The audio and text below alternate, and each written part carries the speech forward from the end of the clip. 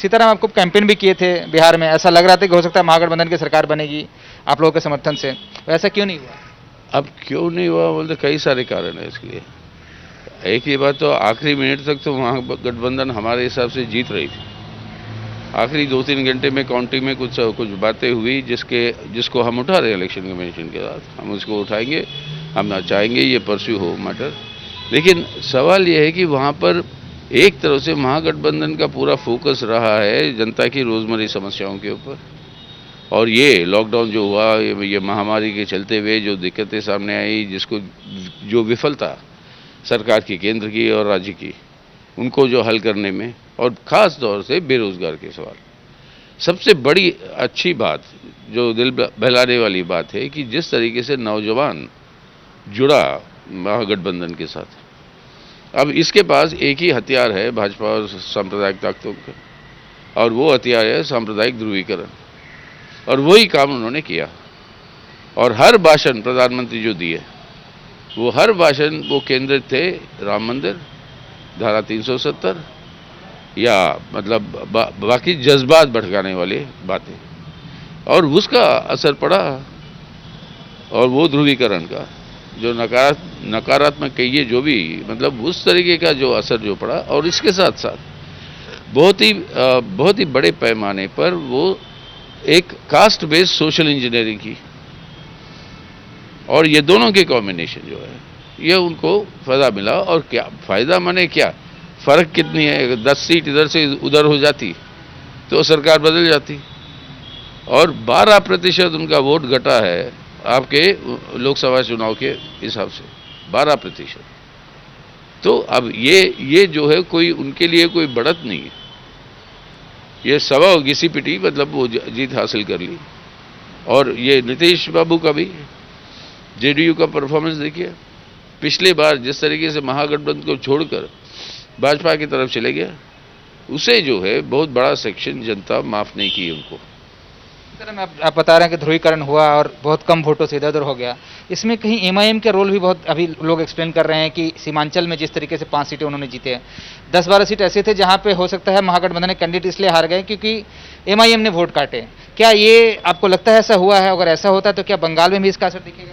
देखिए, सवाल बंगाल के बारे में आते हैं, लेकिन सवाल यह है कि जब सांप्रदायिक ध्रुवीकरण होता है, उसका भी उतना ही इक्वल, उतना ही सामान्य जो है काउंटर रिएक्शन होता है।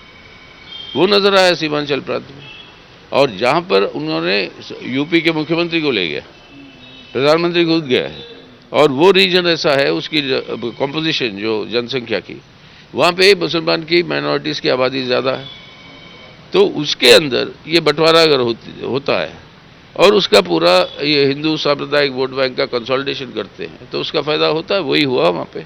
तो यही सर क्या मालदा मुर्शिदाबाद में देखा जाएगा, जहाँ पे ऑलरेडी एमआईएम कैंपेन कर रही है, दिनाजपुर में जो सटे हुए जिले हैं वहाँ से सीमांचल? अब देखिए, ये हर स्टेट को इस तरीके से वहाँ पर भी उसी तरीके का असर पड़ेगा ये नहीं कह सकते। जैसे महाराष्ट्र में नहीं पड़ा उस तरीके की असर जब ये लड़े, और लेकिन अब सवाल यह है कि किस तरीके से पड़ेगा, वो वास्तविकता परिस्थितियों पर निर्भर करेगा। अभी कुछ महीने दूर है बंगाल का चुनाव, वहाँ पर वो जो लामबंधन जो होगी उस पर निर्भर करेगा। सर मेरा आखिरी सवाल है कि दीपंकर भट्टाचार्य का एक इंटरव्यू देख रहा था मैं, वो हमारे चैनल से भी आज बात की है पटना में, वो बता रहे हैं कि बंगाल में चुनाव आपको रणनीति बदलनी पड़ेगी अगर बीजेपी को हराना है तो। आप एक तरफ टीएमसी को भी, ममता बनर्जी को भी हराने की बात कहते हैं, और बीजेपी से भी लड़ना है, तो प्रायोरिटी क्लियर करनी पड़ेगी कि बीजेपी को हराना है आसाम और बंगाल। प्रायोरिटी क्लियर है बीजेपी को हराना। बंगाल में बीजेपी को हराना है तो बिना टीएमसी को हटाए हुए बीजेपी को नहीं हरा सकती, ये वास्तविकता है। राजनीति गणित नहीं है, राजनीति है। सब लोग मिलकर जुड़ जाते हैं तो आप ये समझना कि वो हरा दे सकोगे, ये बहुत बड़ी भारी गलती है राजनीति में। क्योंकि अब वास्तविकता क्या है, वो सत्ताधारी पार्टी है, उसका खिलाफ जनाक्रोश बहुत तेज है। अगर सब मिल जाते हैं, वो जनाक्रोश का फायदा किसको मिलता? उसी बीजेपी को ना, जिसको आप कह रहे हो प्राथमिकता होनी चाहिए हराने की। तो हराना है तो ये जन आक्रोश जो है आज तृणमूल कांग्रेस की जो भी कही है, उनकी नीतियों की वजह से, उनकी हिंसा की राजनीति की वजह से, जितने भी कारण हो, वो जन आक्रोश जो है वो सिर्फ बीजेपी ही एकमात्र सामने खड़ा है। तो सीधा सीधा बीजेपी को हराने की जगह उसको मजबूत कर रहे हो।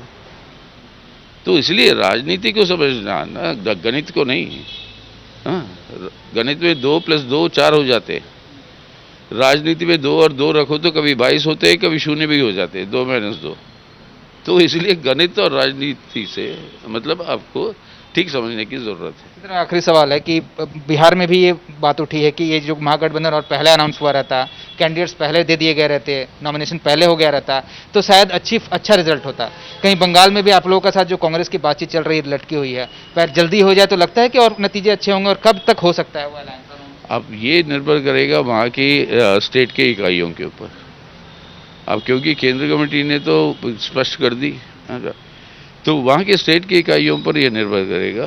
और ये ठीक है, बात जल्द से जल्द हो, एक कैंपेन उसके आधार पर बिल्ड हो, उसका फायदा होगा। लेकिन याद रखिएगा कि सीट का बंटवारा नहीं हो सकता, ये बिहार से भी सीखना चाहिए सभी पार्टियों को। सीट का बंटवारा ये नहीं हो सकता है कि गुत्ते में आप कितने संख्या दोगे, कितने सीट है, मतलब ये जो वास्तविक तो होता ना संख्या के हिसाब से जीतोगे नहीं आप। सवाल यह है कि हर सीट पर किसका प्रभाव ज्यादा है, उसकी ठोस योजना बना के वो वहां की जो प्रभाव ज्यादा है वो पार्टी लड़ेगी वो सीट। अगर इस तरीके से होगी तो हम समझते बिहार के अंदर भी बहुत बड़ा फर्क